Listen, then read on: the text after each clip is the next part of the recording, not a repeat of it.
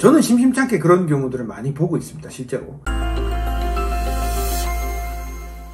자, 이번 영상은 카메라 사건에 대해서 봅니다. 이 카메라 사건에 대해서 검사가 어떻게 사건을 처리하는지 그 기준에 대해서 알려고 하는데, 카메라 사건은 이 범죄 유형만 갖고 있는 아주 독특한 특징이 있습니다. 개별 사안마다 전부 다 다르다는 건데, 자, 사실은 모든 형사사건이 사안마다 다 다르겠죠. 그런데 유독 이 카메라 사건은 제가 보면은 촬영 기간도 다양하고, 범행 방법도 다양하고, 횟수도 다양하고, 노출의 정도도 다양하고, 유포 여부, 보관 여부 이런 것도 다 다양하고요. 촬영을 어떻게 하게 됐는지 이런 것들도, 동기라든지 이런 것도 사람마다 다 다를 것 같아요. 이게 근데 이 다른 요소들이 굉장히 굵직굵직한 중요한 요소들이거든요. 굉장히 천차만별입니다. 결국 이런 천차만별인 이런 중요한 요소들이 처벌 수준에 영향을 미치게 되기 마련이니까 처벌 수준 역시 천차만별일 수밖에 없습니다. 이렇게 다르다 보니까 검사가 뭐 어떻게 휘뚜루마뚜루 사건을 대하는 것이 아니고, 어떤 사람은 벌금형, 어떤 사람은 징역형, 어떤 사람은 기소유예 이렇게 처분을 하죠. 근데 이렇게 처분을 나눠서 할 때도 검사가 카메라 사건을 딱 배당을 받으면 검토를 할 때 뭔가 일정한 기준을 두고 사건을 처리하지 않겠습니까? 그렇다면 이게 몰카 범죄에 대해서 검사가 사건을 접수를 하게 되면 어떻게 사건을 처리하는지 그 기준은 뭘까? 이게 궁금하지 않을 수가 없습니다. 오늘은 그거에 대해서 살펴보려고 합니다. 우선 카메라 사건, 카메라 등 이용 촬영죄, 법률에 규정하고 있는 법정형부터 알아보도록 하겠습니다. 성적 욕망 또는 수치심을 유발할 수 있는 사람의 신체를 촬영한 경우 보겠습니다. 법에서 정하고 있는 처벌 수준은 징역 7년 이하, 5천만 이하의 벌금형에 처하도록 규정을 하고 있고, 상한선만 규정을 해두고 있죠. 그런데 이 상한선이 굉장히 높습니다. 종전에는 5년이었고 3년 3천만 원 이하였어요. 이게 크게 상향이 되어서 이제 법이 개정됐죠. 그 이유가 뭘까요? 사회적인 관심이라든지 비난의 정도가 굉장히 높아진 거예요. 그로 인해서 자연스럽게 개정이 되었다는 것을 누구나 잘 알고 계실 겁니다. 자, 검사의 첫 번째 사건 처리 기준입니다. 검사는 일단 성적 수치심이 유발의 정도가 중한지 경한지 이런 거를 구분부터 먼저 합니다. 자, 이게 큰 대원칙인데요. 아까 노출의 정도가 중요한 요소라고 이제 언급을 해드렸죠. 이 노출의 정도라고 하는 거는 사진이나 동영상 같은 촬영물 속에 신체 노출된 이 부위가 어딘지, 옷을 입은 건지 아닌지, 옷을 다 벗었는지, 아니면 일부만 벗었는지, 속옷만 입었는지, 겉옷을 입었는지, 뭐 촬영 각도가 직접적으로 딱 이렇게 부각해서 찍은 건지, 아니면 전체적으로 이렇게 먼 거리에서 찍은 건지, 이런 것들 종합적으로 고려를 해가지고 성적 수치심을 유발하게 하는 정도가 중한지 경한지를 판단한다는 거예요. 간단한 예로 이 길거리에서 레깅스 입고 있는 여성의 다리를 찍은 것보다는 미니스커트를 입고 있는 여성의 치마 수속을 촬영하는 것이 좀 더 중하다고 보이겠죠. 그리고 이런 것들보다는 아예 화장실에서 용변을 보거나 샤워를 하는 이런 모습을 촬영한 건 나체 상태일 수밖에 없잖아요. 뭐 그런 걸 촬영한 거라든지 성관계나 성행위를 하는 모습을 촬영한 것들이 좀 더 중요한 사안이라고 볼 수밖에 없을 겁니다. 물론 이제 탈의를 한 경우가 탈의를 하지 않은 경우보다는 중하게 보기 마련이고, 신체 부위 역시 이 통상적으로 전체적으로 이렇게 보이는 다리를 촬영하는 것보다는 허벅지라든지 음부를 촬영하는 게 좀 더 중요할 거고, 성기라든지요. 그리고 뭐 배를 촬영했다, 배나 등 쪽 이런 거를 촬영했다는 것보다는 가슴을 촬영한 게 좀 더 중요한 사안이고, 노출된 가슴이라면 더 중요하겠죠. 동시에 이 피해자의 얼굴이 드러난다면 더욱더 중요한 경우라고 우리가 상식적으로도 생각을 해볼 수가 있습니다. 자, 이런 수준으로 성적 수치심 유발의 정도가 중한 부위인지 아닌지, 경한 부위인지 이런 것들을 검사가 우선 나눈다는 거죠. 자, 이렇게 검사가 사안의 경중을 구분해 놓고 나면 그 다음에 구속시킬지 말지를 정합니다. 이 구속이라는 것이 사전 구속을 의미하는데, 이 재판받고 징역 선고 받아가지고 법정에서 딱 구속되어서 감옥 가는 이런 게 아니라 수사 단계에서부터 처음에 영장실질심사를 통해서 구속되는 걸 말하는 거예요. 그러니까 영장 청구를 할지 말지를 판단한다는 거라는 얘기입니다. 카메라 사건에서 구속영장이 청구되는 경우는 제법 많아요. 사안이 좀 중하다 싶으면 구속 여부를 적극 검토하게끔 되어 있습니다. 이 적극 검토라는 말, 이거 너무 추상적인데 이제 의미를 좀 이해하기 좀 쉽게 전달하는 것이 어떤 걸까 제가 고민을 하다가, 경한 경우에는 이제 적극 검토까지는 아니라는 얘기잖아요. 그러니까 경한 경우는 구속 잘 안 한다는 의미로 이해를 하시면 쉽습니다. 좀 중하다 싶으면 구속을 시키려고 노력을 많이 한다 이렇게 보시면 되죠. 적극 검토니까. 그래서 수사기관에서는 처음부터 이 구속을 시키기 위해서 체포시라든지 그 이후에 경찰 조사를 받거나 하는 이런 쭉 일련의 과정 속에서 수사 기록을 막 작성을 하는데, 뭐 피신 조서라든지 뭐 수사 보고서, 뭐 현행범 체포사에서 기재를 막 서류를 막 꾸미거든요. 뭐 그런 것들을 처음부터 이 구속 사건을 구속을 염두에 두고 피해자한테 좀 불리한 방향으로 서류를 이제 작성해서 준비하는 것들이 종종 있을 정도입니다. 저는 심심치 않게 그런 경우들을 많이 보고 있습니다, 실제로. 물론 당사자분들은 이게 뭐 어떤 의미인지, 이게 불리한 건지 아닌지 이런 걸 잘 이제 이해를 못 하시겠지만, 제가 이렇게 딱 들어가서 보면 수사 기록들을 이렇게 쭉 보면은 일부러 이렇게 좀 불리하게 좀 조서를 꾸미거나 수사 보고서 같은 것들이 작성되는 경우들을 아주 흔히 볼 수가 있죠. 구속영장이 청구되었다고 전부 구속되는 것은 아닙니다. 이 구속사유가 없음을 잘 소명을 해서 이 불구속 상태에서 조사를 받을 수 있도록 잘 대처하는 것이 보다 중요하겠지만, 이건 제가 나중에 따로 설명을 드리도록 하겠습니다. 자, 카메라 사건 대체로 처음 찍다가 바로 걸리는 경우는 거의 없다고 설명을 드린 적이 있죠. 누차 강조하는 부분이기도 합니다. 상습적이고 반복적으로 촬영을 해온 사실이 이제 드러나게 되면 검사는 응당 정식 기소를 선택을 합니다. 그 경우에 성적 수치미 유발의 정도가 중한 경우는 2년 이상 구형을 하고 있고, 경한 경우에는 최소 1년 이상 구형을 합니다. 이것이 이제 원칙적인 검사의 사건 처리 기준이죠. 이제 물론 실제 구형량은 범행 전력이 있는지, 수사 단계에서 합의를 했는지, 이런 가중 감경 요소들을 다양하게 고려를 해서 아까 그 말씀드린 기준에서 가감하기는 합니다. 이것도 지금은 구형 기준이 상향이 된 건데, 예전에는 보면은 경한 경우에는 6개월 이상, 중한 경우에는 1년 6개월 이상 이렇게 구형을 했었는데, 이게 조금씩 올랐잖아요. 6개월씩 올랐죠. 제가 실무상 체감을 하기로도 검사가 이제 좀 세게 구형을 하고 정식 기소를 많이 하는 추세로 이제 변화가 된 거는 이제 느껴집니다. 조금 전에 성적 수치심 유발의 정도가 중하면은 2년 이상, 경하면 1년 이상 구형을 하되 가중 감경 요소로 실제 구형량이 변동될 수 있다고 설명을 드렸어요. 그러면 검사가 이 가중 감경 요소를 고려를 한다 했는데, 그 중에서 가중 사유들은 어떤 게 있는지 같이 한번 보시죠. 6가지 요소를 고려를 합니다. 첫 번째는 성범죄 전과죠. 카메라 사건이 아니더라도 성범죄 전과가 있으면은 가중 사유로 고려가 됩니다. 그리고 피해자에게 보복이라든지 공갈 협박을 하기 위해서 이 촬영을 한 것이면 비난의 여지가 중한 사안이니까 구형량이 높아지죠. 또 피해자 식별 가능성인데, 이게 의미가 이 촬영물을 보면은 피해자의 신원이 드러나느냐, 누군지 알 수 있느냐, 뭐 식별이 가능하냐, 이런 의미입니다. 누군지 알 수가 있으면은, 이게 만약에 유포가 됐다 그러면 치명적으로 피해자가 피해를 입게 되잖아요. 이게 회복할 수도 없는 거예요. 그래서 가중 요소로 보고 있는 것 같습니다. 또 불법 촬영을 하기 위해서 뭐 집이라든지 건물이라든지 뭐 이런 곳에 침입을 해서 촬영을 했다거나, 특히 화장실에 많이 들어가죠. 이런 것 역시 가중 요소로 고려가 됩니다. 그리고 다수 피해자에게 반복적으로 범행한 경우에도 구형량이 높아지는 건 어찌 보면 당연하죠. 포렌식을 했더니 예전에 찍었던 거 쫙 나와가지고 추가 조사 받고 이런 것들 말하는 거예요. 이거는 사실 일반적인 카메라 사건의 공통적인 특징이기 때문에 제가 체감할 때는 이것 자체 때문에 구형량이 높아진다기보다는 다수 피해자에게 반복적으로 범행을 하지 않은 경우, 그러니까 한 번 딱 찍고 걸린 거, 이례적인 거, 과거에 찍었던 게 나오지 않은 경우, 나왔다고 해도 굉장히 적은 경우, 이런 경우에 좀 감경될 여지가 있다라는 정도로 해석되는 것이 좀 나을 것 같습니다. 그리고 마지막 요소로 피해자가 촬영 범행으로 인해서 극심한 피해를 호소한다거나 이게 유포가 되어가지고 심각하게 피해를 야기시킨 그런 경우,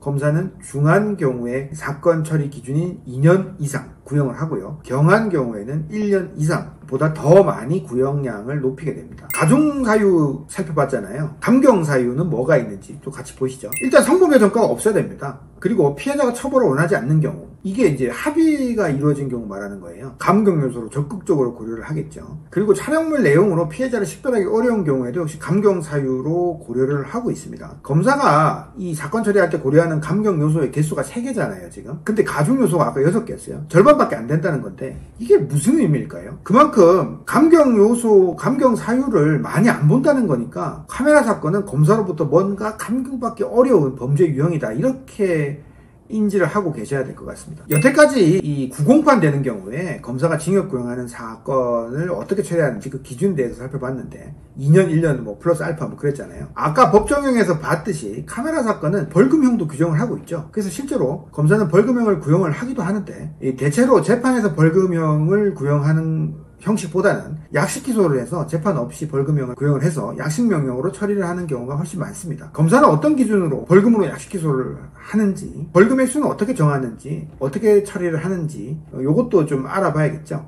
사안의 경중, 그러니까 성적 수치심 유발의 정도가 중한 부위인지 아닌지에 따라서 역시 달라지게 됩니다. 우선 검사가 이 정식 기소가 아니라 약식 기소를 하려면은 앞서 설명드린 6가지 가중 요소들이 아무것도 없어야 됩니다. 가중 요소 아까 뭐가 있었죠? 성범죄 전과 없어야 되죠. 보복, 공갈, 협박 목적 아니어야 되고, 피해자 식별을 하기 어려워야 되고, 침입한 게 아니어야 되고, 다수 피해자에 대한 반복적인 범행이 또 아니어야 됩니다. 그리고 심각한 피해를 야기시키지 않아야 되는 그런 경우여야 된다는 거죠. 가중 요소가 하나라도 있으면 정식 기소가 된다고 봐야 됩니다. 명심하셔야 돼요. 자, 그 가중 요소가 하나도 없는 경우에는 이 검사는 약식 기소로 사건을 처리하려고 이제 검토를 좀 해봅니다. 성적 수치심 유발의 정도가 중한 부위라고 하더라도 피해자와 합의를 하는 경우에는 벌금 500만 원 이상으로 구형을 하고요. 경한 경우에는 이 300만 원 이상 정도로 구형을 하는 것을 원칙적인 기준으로 삼습니다. 보통 카메라 사건으로 약식 기소가 되면은 약식 명령으로 대체로 300에서 800만 원 정도 사이가 굉장히 많죠. 자, 이런 이유 때문에 검사가 이런 기준을 가지고 있으니까 이런 결과가 나오는 겁니다. 물론 다 초범인 경우죠. 아까 가중 요소 없어야 된다고 했잖아요. 재범이면 벌금 안 나와요. 여기서 이제 궁금한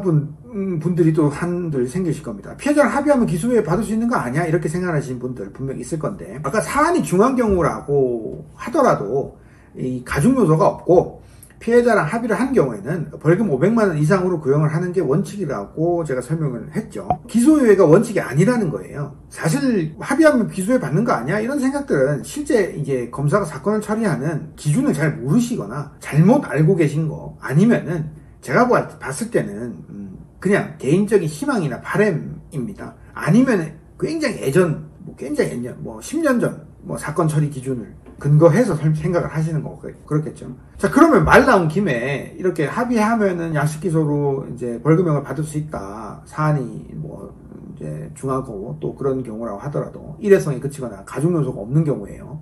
그러면 여기서 더 나아가가지고 검사는 어떨 때 카메라 사건을 기소유예 처분을 하는 건지, 어떤 기준으로 기소유예 처분을 하는 것인지도 같이 살펴보죠. 검사의 기소유예 처분 기준입니다. 일단 가중사유가 없어야 됩니다. 성범죄 전과 없어야 되고, 보복공갈 협박 아니고, 피해자 식별하기 어려워야 되고, 침입 아니고, 다수 반복 아니고, 심각한 피해 없는 경우, 그 경우 다 해당돼야 된다는 거예요. 당연한 얘기입니다. 징역 구형할 사건을 기소유예 처분을 할 수는 없는 것이니까 검사 입장에서는 벌금형 구형할 거를 한 번 더 봐줘서 기소유예 주는 거잖아요. 그러니까 벌금형 선택 기준을 그대로 전제하고 들어가 있는 것이 순서겠죠. 아까 벌금형은 가중사유가 없어야 된다고 했으니까.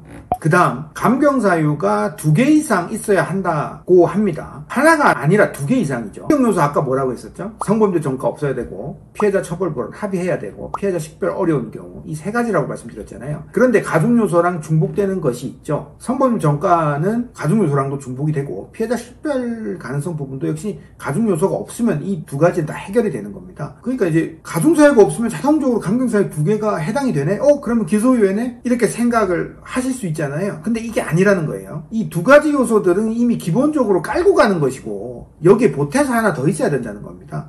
그게 바로 이제 피해자 처벌불원이 있어야 되는 거죠. 피해자랑 합의가 돼야 된다는 의미입니다. 합의가 제일 중요한 이유가 바로 이것 때문이죠. 그래서 가중사유가 없고 감경사유가 2개 이상일 것이시지만 사실상 합의가 들어간 경우에 검사는 기소유예 처분을 하되 조건부로 할 수 있고, 이를 고려해서 이제 사건을 처리하게 되는 겁니다. 자, 이게 어떠세요? 검사가 뭔가 복잡한 기준으로 사건을 처리하는 걸 알 수가 있죠. 벌금형이니 기소유예 처분이니 이런 것처럼 감경을 받기도 어렵다는 걸 사실 알 수가 있고, 제가 상담을 해보면요, 특히 초범인 경우 적발 딱 되시고 나서 굉장히 당황스러우시니까 상담하러 오시는 경우가 굉장히 많습니다. 오셔서 하는 얘기들 이렇게 좀 들어보면은 제가 느끼는 점 중에 하나가 좀 심각성을 좀 잘 못 느끼고 있달까? 그런 느낌을 좀 많이 받습니다.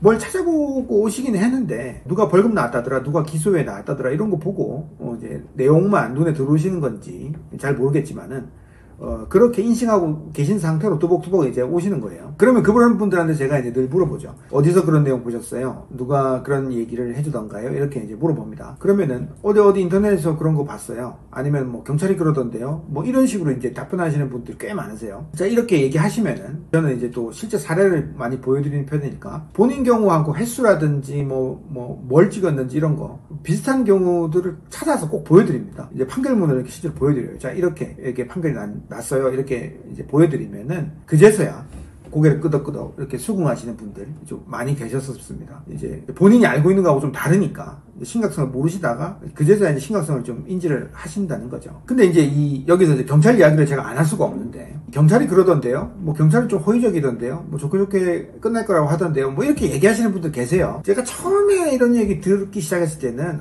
그 경찰이 좀 잘 모르나 보다. 뭐 그냥 이렇게 생각하고 그냥 단순히 넘었습니다. 그런데 이제 그 이후에도 계속 이제 누적이 될수록 상담을 할수록 그렇게 비슷하게 얘기하시는 분들이 굉장히 많은 거예요. 그러면 경찰들이 왜 이 별거 아닌 것처럼 이야기를 할까? 저 나름대로 이제 고민을 많이 해봤습니다. 사실 제가 경찰서에 드나드는 일이 뭐 이 경찰 조사에 같이 피의자분들하고 입회를 해서 참여를 하고 이런 일도 있지만은 뭐 여러 가지 공익활동 차 경찰서에 방문을 해서 일선 뭐 경찰관들하고 이렇게 대면을 해서 이야기를 하거나 이러는 경우들이 굉장히 많이 있습니다. 형사사건을 이제 변호하는 일 외에도 이제 이렇게 보면은 경찰들이 실제 법률 적용을 한다거나 이런 부분에 대해서는 좀 취약한 부분이 좀 많이 있습니다. 법률 상담을 좀 해달라 이렇게 이야기하는 경우가 좀 많은데 제가 뭐 피의 사건을 변호할 때 그 사건 담당 경찰이 저한테 뭐 법률 상담을 하지는 않겠지만은 뭐 그런 경우라고 하더라도 요즘에는 변호사님 이런 사건들이 어느 정도로 처벌이 되나요? 라고 이제 물어보시는 분들 종종 있어요. 이제 그런 질문 받으면은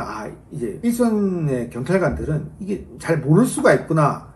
이렇게 이제 생각이 들게 되는 거죠. 수사 외적으로는 잘 모를 수가 있는 겁니다. 일단 검찰로 이제 사건이 송치가 되면은 사건이 어떻게 끝나고 어떻게 판결이 나고 검사는 어떻게 처리를 하고 이런 것들에 대해서는 이제 잘 모르는 거죠. 본인의 수사 범주 외에 있는 분야잖아요. 알려면은 경찰이 실제로 자기가 사건 수사했던 피해자한테 나중에 전화해가지고 사건 어떻게 됐냐 이렇게 물어봐야 알 수 있는 정도예요. 재판을 관심 있게 본다면은 재판까지 갔을 때 참관하러 간다거나 근데 사실 그런 경우가 사실 거의 없다고 보셔야 되는 거죠. 또 이제 그 결론이 어떻게 나는지도 알 수가 없는 구조이기도 하지만은 결론이 어떻게 나는지 사실 수사관들이 관심을 갖기도 사실 어렵습니다. 이제 수사 마무리 이렇게 열심히 해가지고 딱 송치하고 나면 다음 사건 또 처리해야 하잖아요. 또 처리하고 나면 또 다음 사건 오고 그러잖아요. 그리고 이제 두 번째 이유를 굳이 찾자면은 뭐 제가 봤을 때는 이 카메라 사건의 피의자들에 대해서 자백을 좀 유도하기 위한 것도 있다고 봅니다. 이 부인하고 증거인멸하고 이러면은 수사기관에서는 추가적으로 막 그걸 또 반박하기 위한 자료를 찾고 수사를 많이 진행을 해야 되거든요. 시간도 많이 소요되죠.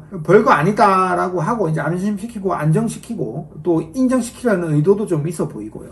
또 이제 보면은 피해자나 가족들이 걱정을 해서 수사관한테 어떻게 되는 거예요? 앞으로 어떻게 돼요? 저는 어떻게 되나요? 이렇게 막 물어보면은 경찰이 뭐라고 해야 될 것 같습니까? 어떻게 생각하세요? 여러분들이 이 경찰이라고 생각을 하시면은 그런 경우에 경찰이 뭐라고 답을 하는 게 원만하게 넘어가는 방법이겠습니까? 괜찮아요. 너무 걱정하지 마세요. 뭐 이렇게 답변하고 마는 거지. 뭐 그냥 위로 차원이죠. 뭐 이제 좋게 평가를 하자면 그게 아니라 뭐 됐든 뭐 당신 내일 모레 구속될 거야. 아니면 당신 아들 당신 남편 뭐 조만간 징역 갈 것 같아. 준비해야 될 거야. 뭐 이렇게 답변을 하겠습니까? 아니라는 거죠. 그러니까 이 경찰 말 이게 별거 아니다 이런 말 그냥 쉽게 이제 믿고 이렇게 해서는 안 된다. 이렇게 이제 생각하셔야 됩니다. 자, 다시 본론으로 돌아와서요. 이 성적 수치심 유발의 정도가 중한 부위든 경한 부위든지 간에 공통적으로 적발된 촬영물이 만약에 성인 대상 성착취물이라면은 다시 말해서 단순히 몰래 찍은 것이 아니라 공갈 협박 등을 통해서 성을 착취해가지고 촬영한 영상물이라고 하면은 일반적인 몰카보다 구형량이 굉장히 높습니다.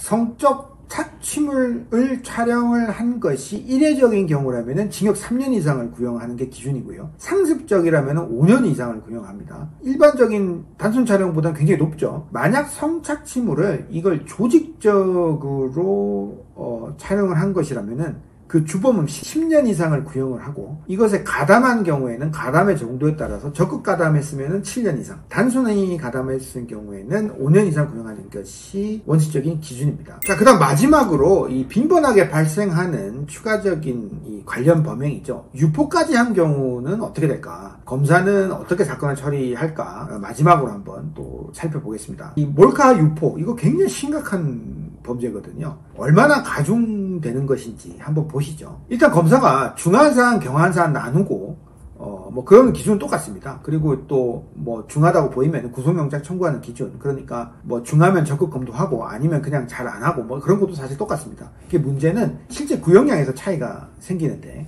같이 한번 보시죠. 요거는 아까 이제 설명되는 내용하고 중복되는 부분이 많아서 한 번에 정리를 좀 해봤습니다. 일단 구공판 되는 경우에는 중한사안 같으면 2년 6월, 경한사안은 1년 6개월로 단순하게 촬영한 것보다 각각 6개월씩 구형 기준이 많습니다. 그리고 약식기소 벌금 구형하는 경우에는 유포를 안 한 경우에는 경중에 따라 각각 300만원 이상 500만원 구형을 했었잖아요. 그거하고는 다르게 500만원, 700만원 이상 구형을 해서 각각 200만원씩 더 많죠. 중한경우, 경한경우 이렇게 나눠가지고 촬영 시에 동의를 했지만은 이거를 유포한 경우에는 단순 촬영하는 경우하고 마찬가지로 300, 500 이렇게 이제 같습니다. 벌금의 약식기소 기준은 가중요소, 아까 얘기했던 성범죄 전과 없고 보복 공갈 협박 없고 피해자 식별하기 어려워야 되고 침입 아니고 다수 반복 아니고 뭐 심각한 피해 없고 이런 경우 가중사유 없어야 된다고 말씀드렸고, 이것과 보태어서 피해자가 처벌불원 합의를 해야 검사가 약식기소를 검토한다라는 점 잊으시면 안 됩니다. 이제 그래야 약식기소 된다는 거죠. 벌금형 나온다는 거죠. 그리고 중요한 한 가지, 만약에 촬영해가지고 이제 유포까지 한 경우에는 단순 촬영한 경우하고는 다르게 검사는 기소유예의 처리 기준을 아예 두고 있지도 않습니다. 이것이 이제 중요한 거죠. 오늘 여기까지 하겠습니다. kit변 이동건 변호사였습니다.